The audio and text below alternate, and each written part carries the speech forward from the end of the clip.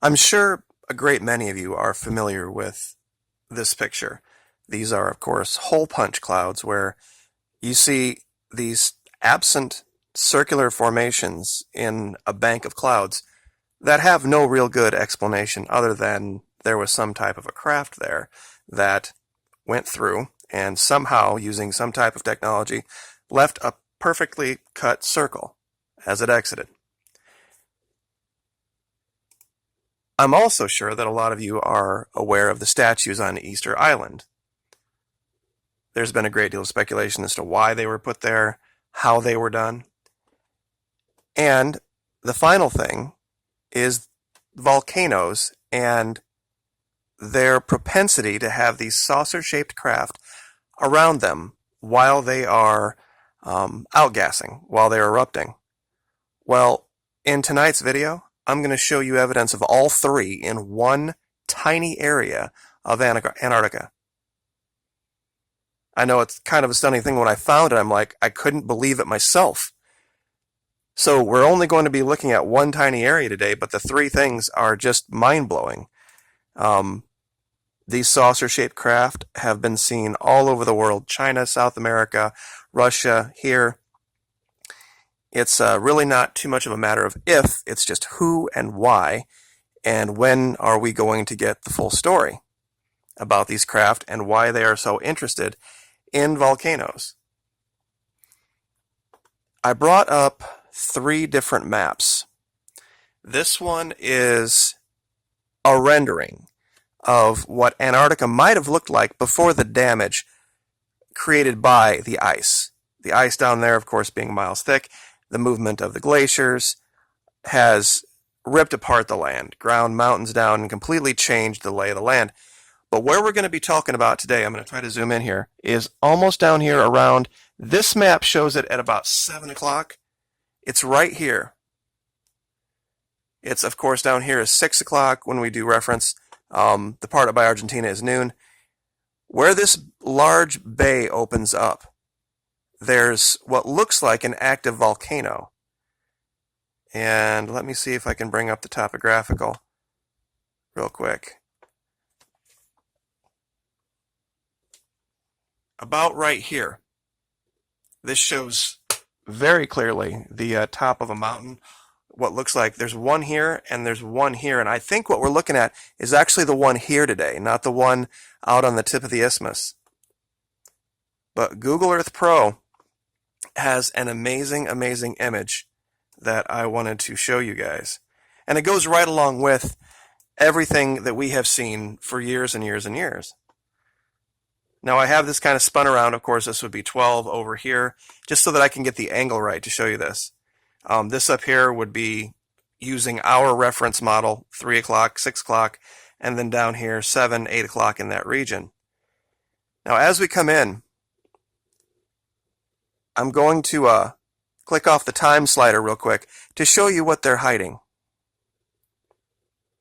It's just this one area right here. Now, that peninsula, that isthmus right here, you have a mountain here, and when you zoom in and you look at this, it very much looks exactly like the top of a volcano. It more than likely is.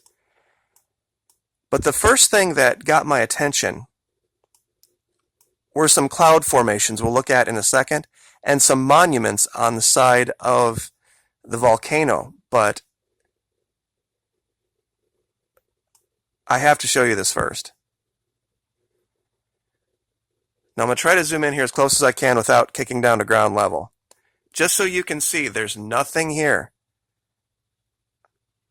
Now watch what happens when I go into historical imagery. Look right here.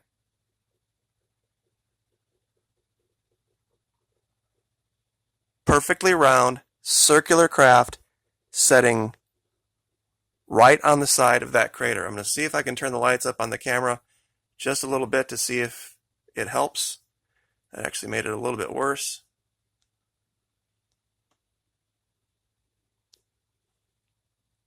Right there. There is a circular craft setting right on the edge of the inside of this crater. And you can see the outer rim, and then you can see that inner top, what looks like cockpit rim, for lack of a better term.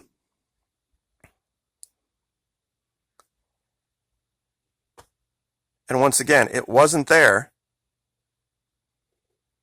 in the modern imagery, but in the historical imagery it appears. So this isn't some formation that's just being misinterpreted by the satellite. It wasn't there. Or I should say maybe it was there, and now it's not.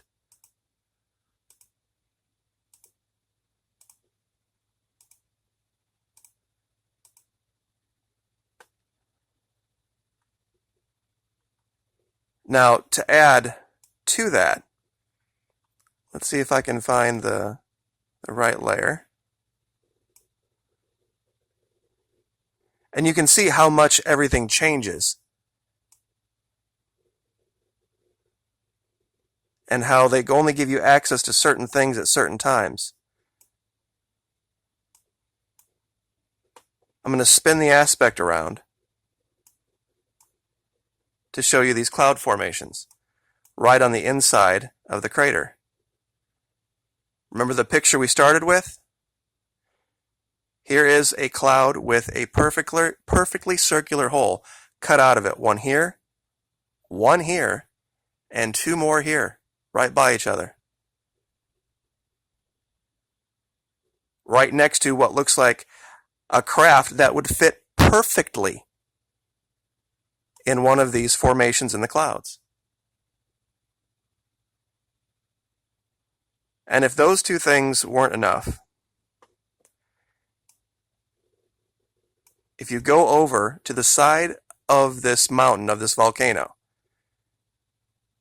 you can clearly see what look like Easter Island style monuments here and here. Maybe a smaller one over here.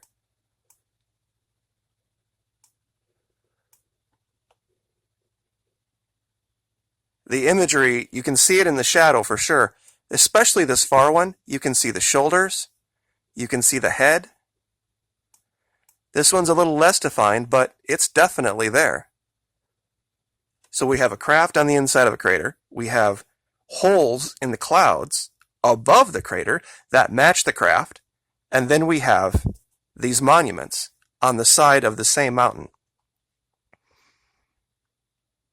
I'm not really sure what more anyone could put all together in one tiny area to let you know that there is something a whole lot more than just ice, rock, and snow down here.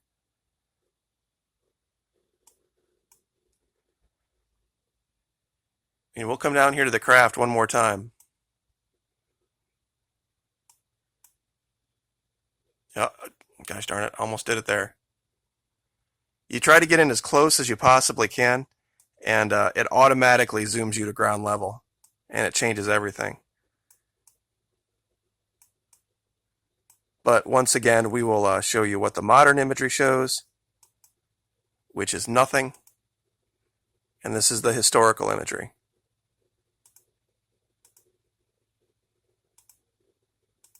That's clearly evidence of a craft.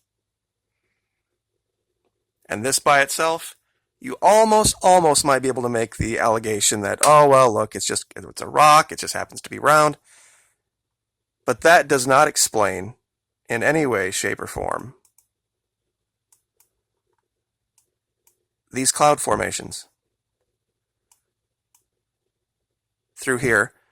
And just to add, I didn't even mark this, but it's kind of tough to see in the imagery. But it almost looks like somebody has picked up, and it hasn't picked it up well, I will grant you that, what looks like a human figure of some kind walking in the region. I didn't even mark it because I just wasn't sure, but the more I look at it from a distance,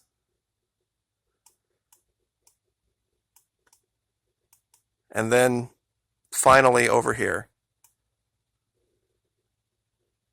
what look like Easter Island style type monuments. And just to bring those back up, there's your circular clouds. And this is not from there. This is a completely different YouTube channel had put this image up talking about this. There's that, and this is independent imagery from other areas of the world that pretty much put all of this in context. I'm not saying that there aren't extraterrestrials that are from other planets, but a lot of what we could be seeing might not be extraterrestrial at all. It might be right from here, just places that we haven't gotten to yet. And I'll say this again, there are tribes in the Amazon we have had no contact with. And the Amazon is pretty well explored. And it doesn't take some giant expedition to go fly over the Amazon. There's modern first world countries all around it. And if we're still discovering human beings there that we hadn't met before, what about down here where we've done literally no exploration? And now that, of course, it's been revealed that underneath the ice, science has told us that there are channels, there are tunnels that have enough heat from the volcanic activity to where you can walk around in a t-shirt, would show that it's got all of the necessary prerequisites for life. It's got fresh running water, there's plant life, there's animal life, and there's a temperate climate. Now I think it's just a matter of time. And I think that's what they might be working on. They're trying to find a way to reveal this without causing some huge panic, that there's some advanced civilization that could end us at their will, just minding their own business, at least for now, down in Antarctica. So we will leave that there, but to put all three of those things in one area, I couldn't have done it myself. And like I said, I'm going to give you the coordinates. Anybody can Photoshop anything, but the reason I do my videos the way that I do them is so that you can go to your own copy of Google Earth Pro using the historical imagery, the time layers, the aspect, and the resolution layers, and find it for yourself, because your copy is going to be the exact same as my copy. The only thing that mine will have are the marks of where things are. So I will leave it there. Thank you so much for the support. Appreciate it. Like, share, subscribe. We'll see you next time.